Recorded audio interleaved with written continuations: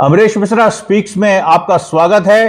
कल कैसरगंज में बृजभूषण शरण सिंह की रैली थी और जैसे आप जानते हैं 5 जून को अयोध्या में जो रैली उसने बुलाई थी उसको कैंसिल किया गया। उसके बाद 11 जून को उसने एक रैली कैसरगंज में बुलाई जहां से वो सांसद है। और हमने पहले एक वीडियो बनाया था, 2 वीडियो मैं बना चुका हूं जिसमें हम ये बता चुके हैं कि बृजभूषण शरण सिंह का जो पूरा मुद्दा है उसके खिलाफ मोदी क्यों नहीं कार्रवाई कर रहे हैं और उसके ये योगी और मोदी के बीच की लड़ाई का एक बड़ा अहम इसमें पहलू है। लेकिन फिर भी सरकार ने पूरे देश के सामने, खेल मंत्री ने पूरे देश के सामने यह वायदा किया है कि 15 जून तक बृजभूषण शरण सिंह के खिलाफ चार्जशीट दाखिल होगी। लेकिन उसके बाद भी वो अपनी रैलियां कर रहा है। कल उसने कहा मैं कैसरगंज से ही चुनाव लड़ूंगा लड़ूंगा लड़ूंगा, 3 बार बोला। अब वो लड़ेंगे लड़ेंगे लड़ेंगे, उसके खिलाफ हम भी कुछ आपके सामने बात रखेंगे। हम तो देखिए एक यूट्यूबर होने के अलावा राजनीतिक आदमी भी हूं। कैसरगंज गोंडा में हमारा राजनीतिक संगठन सक्रिय है और हमने खुलेआम बृजभूषण सिंह की टर्फ में उसको चैलेंज किया है और आगे भी करेंगे। हम आपसे एक जादू आपको दिखाना चाहते हैं कि जादू देखिए क्या है और आपको समझ में आ जाएगा कि 15 जून को जो चार्जशीट फाइल होने जा रही है बृजभूषण शरण सिंह के खिलाफ उसके लिए किस तरह का माहौल बनाया जा रहा है। अब कल कैसरगंज में जैसे मैंने कहा बृजभूषण की रैली थी। अब रैली की शुरू में आप देखिए रैली शुरू होती है और उसमें जो तरबगंज एक वो है विधानसभा कंस्टिट्यूएंसी, कैसरगंज में 5 विधानसभा कंस्टिट्यूएंसी उत्तर प्रदेश की एक लोकसभा में होती है। तरबगंज के विधायक पांडे हैं, वो आते हैं बोलने। अब देखिए, अब हमारे बीच में तरबगंज के लोकप्रिय विधायक प्रेम नारायण पांडे जी का जोरदार ताली बजा करके स्वागत करिए।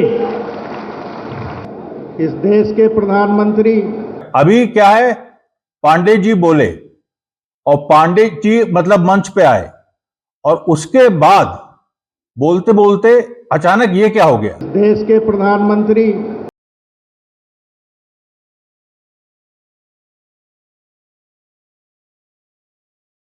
ये आपने देखा, वो बोल रहे हैं, अचानक 2 इमेजेस आती हैं एएनआई की।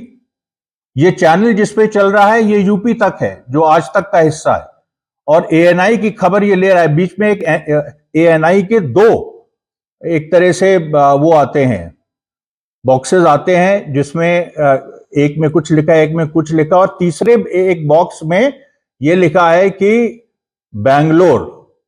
अब बैंगलोर की क्या इसमें वो है, कल के ही दिन 11 जून को ही बैंगलोर में जो कर्नाटक की सरकार बीजेपी को बुरी तरह हरा के आई है उसने कल अपना शक्ति प्रोग्राम लॉन्च किया। आप तो जानते हैं कर्नाटक में 5 वायदे कांग्रेस ने किए थे, उसमें से एक बहुत बड़ा वायदा था कि महिलाओं को फ्री बस टिकट दिया जाएगा, और उसी का कल कार्यक्रम विधानसभा में था। जो मुख्यमंत्री सिद्धरमैया कांग्रेस के हैं, डीके शिव कुमार, सब लोग आए हुए थे और वो कार्यक्रम हो रहा था। उस कार्यक्रम में उसका जो कंपेयरिंग थी, जो उसका संचालन, वो एक महिला कर रही थी। तो आप देखिए बृजभूषण शरण सिंह की रैली जो यूपी तक में आई, जो यूपी तक ने एएनआई से उठा के कवर किया, उसमें पहले पांडे आते हैं बोलने बृजभूषण शरण सिंह की रैली गोंडा में ये रैली हो रही, कटरा एक विधानसभा क्षेत्र है वहां, वो आते हैं बोलने। उसके बाद अचानक 2 ये बॉक्सेस आते हैं एएनआई के, 2 या 3, और उसके बाद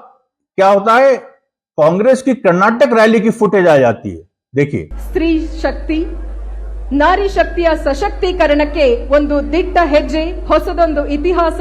अभी आपने समझा, अब देखा, ये कर्नाटक रैली की फुटेज आ गई, उसमें भी एक महिला जो कंपेयर कर रही है, अचानक कन्नड़ में बोल रही है, वो आ जाती है और फिर वो थोड़ी देर चलती है। आप देखिए, ನಾಡಗೀತೆಗೆ ತಾಯಿ ಭುವನೇಶ್ವರಿಗೆ ನಮಸ್ಕರಿಸಿ ತದನಂತರ ರಾಜ್ಯದ ಜನತೆಗೆ।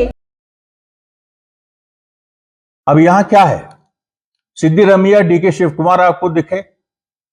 कर्नाटक कांग्रेस में भाजपा के खिलाफ एक पूरा अभियान चला रही है आरएसएस की, एक मतलब लोगों को जो संस्थाओं में वहां काबिज थे, जो पिछली भाजपा सरकार थी, उसके खिलाफ आंदोलन चला रही है। यहां बृजभूषण शरण सिंह की रैली हो रही है, उसके बीच इस तरीके की एक रैली कर्नाटक में, कांग्रेस की जो रैली भी नहीं, एक कार्यक्रम हो रहा है सरकार का, उसकी फुटेज इसमें घुसेड़ने का क्या मतलब है।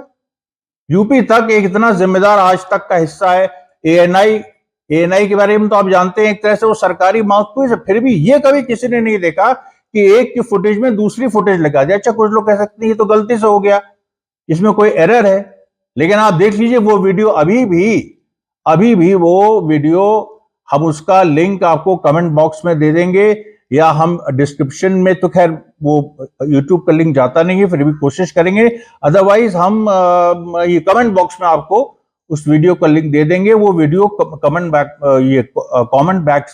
बॉक्स में जस का तस है। और अब आप देखिए कि इसके पीछे की राजनीति क्या है, क्योंकि बृजभूषण शरण सिंह का क्लिप शुरू हुआ, उनकी रैली का, गोंडा रैली का, कर्नाटक प्रोग्राम का क्लिप आया, और फिर बृजभूषण शरण सिंह की रैली का क्लिप आ जाता है, वो भी देखिए।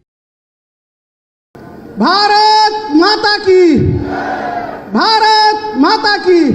अब आप बताइए, भारत माता की जय और इस तरह के कार्यक्रम, अब कोई भी न्यूट्रल आदमी अगर देख रहा है तो उसको तो लगेगा कि बृजभूषण शरण सिंह की रैली में ही वो महिला जो संचालन कर रही है कर्नाटक के कांग्रेस रैली का, वही महिला ही बृजभूषण शरण सिंह रैली का हिस्सा है।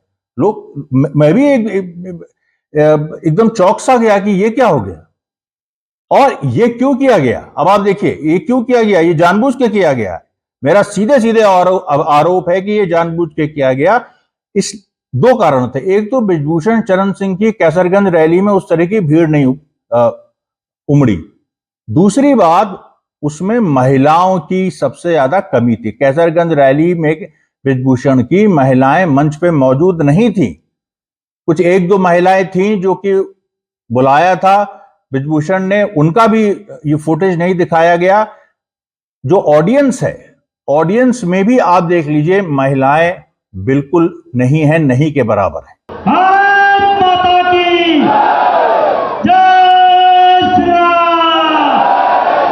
तो अब ये क्यों किया गया, क्यों कर्नाटक में कांग्रेस के कार्यक्रम का फुटेज कैसरगंज रैली के फुटेज में जोड़ा गया? इसलिए क्योंकि वहां महिला थी, वहां महिला संचालन कर रही है, और बृजभूषण शरण सिंह पे, महिलाओं पे, महिला पहलवानों पे यौन शोषण के आरोप हैं। तो यह दिखाना था कि बृजभूषण शरण सिंह कैसरगंज में रैली कर रहा है और उसकी स्टेज से महिलाएं भी बोल रही हैं, और उन्होंने उसके लिए कांग्रेस की फुटेज उठा के इसमें जोड़ दी।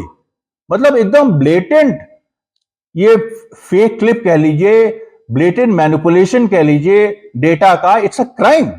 ये डिजिटल क्राइम है, ये एक तरह से वैसे भी क्राइम है कि आप ऐसे कैसे दिखा सकते हैं।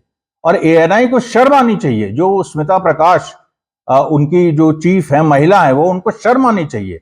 इस तरह की बदतमीजी कर रही हैं, इस तरह की चीजें दिखा रही हैं कि आप एक फुटेज का दूसरे फुटेज में आप जोड़ दीजिए with the express intention of helping Brij Bhushan Sharan Singh.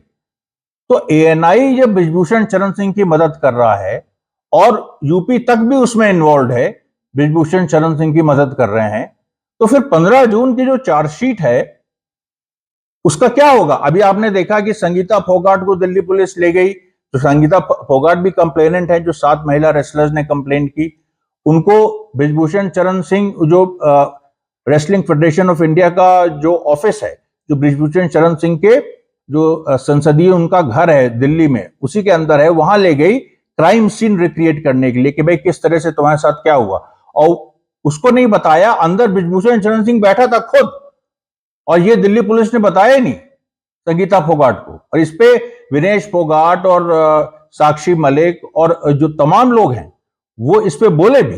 मतलब अगर इन्वेस्टिगेशन या उस साइट पे लेके जा रहे हैं, सिर्फ अपना उस साइट पे दिखाने के लिए कि कैसे, मतलब कौन सी जगह थी, ये सारी चीजें, लेकिन उसको भी इस तरीके में पेश किया जा रहा है कि ये तो बृजभूषण से मिलने गए हैं, ये गए हैं। तो आप सभी मीडिया कर्मी से मेरा हाथ जोड़ के निवेदन है, ऐसी गलत न्यूज ना चलाइए। तो आप ये देख लीजिए। उसके बाद ये भी आ चुका है कि जो दबाव में जो एक नाबालिग ने एफआईआर फाइल की थी, जिसकी वजह से बृजभूषण पर पॉक्सो एक्ट लगा था, उस नाबालिग के पिता ने अपना बयान बदल दिया, उस नाबालिग ने अपना बयान बदल दिया, 164 में उसने दूसरा बयान दे दिया है। अब इससे देखिए ये सब चीजें स्पेकुलेशन, क्योंकि देखिए क्या है कि अगर उस नाबालिग ने एक दूसरा बयान दिया, बयान उसको बदलना नहीं कहते, दूसरा बयान दिया, 164 में आप दूसरा, तीसरा, चौथा भी कर सकते हैं, लेकिन जो जज है जिसके सामने ये मामला जाएगा, जो चार्जशीट जाएगी 15 जून को, वो क्या फैसला ले रहा है, वो किस 164 के किस बयान को कॉग्निसेंस में ले रहा है, ये मुख्य सवाल है। ये यहां पर महत्वपूर्ण होगा। लेकिन वो चली जाने दीजिए, 15 जून को क्या होगा क्या नहीं होगा, वो 15 जून में किस तरह की चार्जशीट फाइल होगी, स्ट्रांग होगी, वीक होगी। लेकिन माहौल आप देखिए, पूरा सरकारी अमला और मीडिया, मेन स्ट्रीम मीडिया पूरी तरह से ये लगा हुआ है कि बृजभूषण के पक्ष में हम माहौल बनाएं। ऐसी स्थिति में सवाल बहुत बड़ा देश के सामने है कि क्या 15 जून को बेटियों को न्याय मिलेगा।